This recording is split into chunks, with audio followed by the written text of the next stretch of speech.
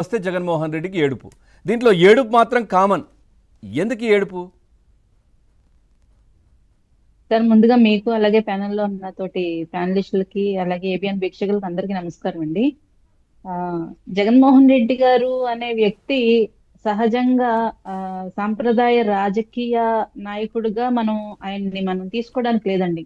ఎందుకంటే ఆయన వచ్చింది మేబీ ఫ్యాక్షన్ బ్యాక్గ్రౌండ్ నుంచే కావచ్చు, కానీ ఇప్పటికీ కూడా ఆ లక్షణాలు కానీ అటువంటి ఏమి కూడా అవి వదులుకోలేదు. ఇప్పటికీ కూడా ఇంకా అదే బాపతలో అదే ధోరణిలో ఉన్నారు ఆయన. నేను రాజకీయ నాయకుడు అయ్యానని కానీ, ఒక గత 5 ఏళ్లు నేను ఒక ముఖ్యమంత్రి స్థానంలో ఉన్నానని కానీ, అంతకు ముందు ఎంపీగా చేశానని కానీ, ఇటువంటి ఏమి ఆయనకు పట్టవండి. అధికారం పరమావధిగా ఏ విధంగా ఆయన అధికారంలోకి రావాలనుకున్నారంటే దోచుకోవడం, దాచుకోవడం, పంచుకోవడం, ఇదే లెక్క. ఈ 3 సూత్రాలే జగన్మోహన్ రెడ్డి గారికి తెలిసినాయి. అంతేకాని ప్రజల అవసరాలు కానీ, వాళ్ళకి అభివృద్ధి కానీ, రాష్ట్ర అభివృద్ధి కానీ ఇదే పట్టని వ్యక్తి ఇంకా ఫ్యూచర్ లో రాష్ట్రానికి ఏదో చేయాలని అటువంటి ఆలోచనలు కానీ, ఆ విజన్ కానీ అతని దగ్గర నుంచి మనం ఎవరు ఎక్స్పెక్ట్ చేయకూడదు సార్. ఆయన అంతే, ఆయన వెనక పెట్టుకున్న వర్గం అంతే, ఆయన కోటరీ అంతే.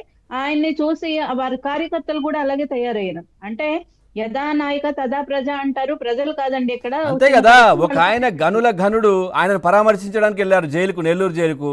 ఇంకో ఆయన బూతులు తిట్టాడు ఒక మహిళను, మొన్న ఒక ఏది ప్రజాప్రతినిధిని. ఆమెను తిడతా ఉంటే ఆయనను పరామర్శించడానికి ఇప్పుడు వెళ్తా ఉన్నాడు. అంటే జగన్మోహన్ రెడ్డి గారు ఇప్పుడు ఒక డ్రైవర్ ని నేను చంపేశానని వారి ఎమ్మెల్సీ అంత బహిరంగంగా చట్టాల ముందు, కోర్టుల ముందు, న్యాయస్థానాల్లో ఒప్పుకున్న తర్వాత కూడా ఆయన్ని తీసుకుని వచ్చి ఈయన చాలా మంచివాడు, సౌమ్యుడు అని ప్రజలకు పరిచయం చేశాడంటే ఏమనుకోవాలి సార్? ఆయన నేరస్తుల్ని, ఆ ఆర్థిక నేరస్తులనే కాదు, హత్యలు చేసిన వాళ్ళని కూడా ప్రోత్సహిస్తున్నాడని అర్థం కదా. అంటే ఒక సైకో బ్యాచ్ ని తయారు చేసి రాష్ట్రంలో ఉన్న మిగిలిన పార్టీలని, వారి నాయకుల్ని, ప్రజల్ని భయపెట్టి ఒక నియంతృత్వ పరిపాలన తీసుకురావాలి అనే విధంగానే జగన్మోహన్ రెడ్డి గారి ప్రతి ఒక్క మూవ్ కూడా ఆ విధంగానే సాగింది సార్ గతంలో. అంటే ఒక డాక్టర్ సుధాకర్ గారిని బయట భయపెట్టి నడి రోడ్డు మీద చంపితే ఏంటి, అది చూసిన వాళ్ళు 10 మందికి భయం వేస్తుంది. భయం వేసి వీళ్ళని ప్రశ్నించరు. వీళ్ళకి కావాల్సింది ఏంటి, ఎవరు ప్రశ్నించకూడదు. వాళ్ళు ఈ విసిరేసే బిస్కెట్ల మీద ఆధారపడి ప్రజలను ఒక బానిసల్లాగా చేయాలనే ఒక వికృతమైన మెంటాలిటీ. ఫ్యాక్షన్ బ్యాక్గ్రౌండ్ ఉన్న వాళ్ళని మనం చూసాం కదా సార్.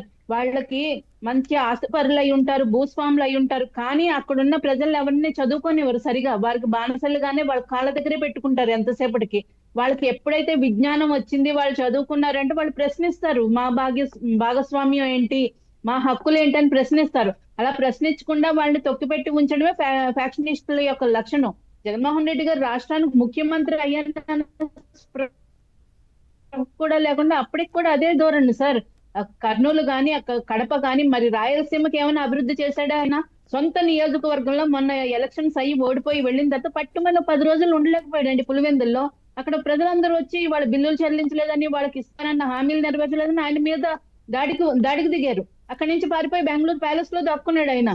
మరి ఆయన చుట్టూరు ఉన్న వాళ్ళు ఎవరికండి? వాళ్ళకన్నా ఏదన్నా కనీసం వారి యొక్క నియోజకవర్గంలో ఉన్న అభివృద్ధి చేసుకున్నాడు అంటే, సరైన బస్ స్టాండ్ కూడా కట్టట్లేదని పెద్ద ఎత్తున నిరసనలు వస్తే ఏదో కట్టాడు.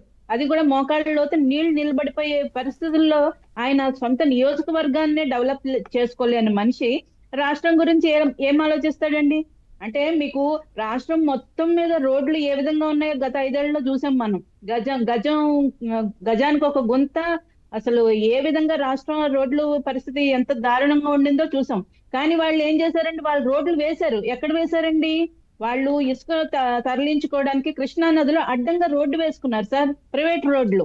అలాగే క్వారీల్లోని నెక్స్ట్ ఏదైతే గ్రావెల్ తరలించుకు వెళ్ళడానికి అక్కడ కొండల దగ్గర నుంచి అడ్డంగా, అంటే అది ప్రజలు ఎవరు వాడే రవాణా వ్యవస్థ కాదు, ఆ రూట్ కాదు, వాళ్ళు సెపరేట్ గా లైన్లు వేసుకున్నారు లారీలు వెళ్ళడానికి. అంటే కేవలం తన వ్యాపారం చేసుకోవడానికి, తన అనుచరులు వ్యాపారం చేసుకోవడానికి, రాష్ట్రాన్ని దోచుకోవడానికి మాత్రమే వాళ్ళు చేశారు. కానీ ఇంకా అటువంటి వ్యక్తి మీరు లూలు మాల్ వస్తుందా, లేదంటే ఇంకొక టీసీఎస్ ని తీసుకొద్దామా, ఇంకొక పరిశ్రమను తీసుకొద్దామా అనే ఆలోచనే రాదు సార్. ముందు ఆలోచన వచ్చిందంటే, అంటే ఒక టీసీఎస్ వచ్చింది అనుకోండి, ఒక ఇన్ఫోసిస్ వచ్చింది అనుకోండి, ఇంకొక కంపెనీ వచ్చింది అనుకోండి, ప్రజలు చదువుకుంటారు.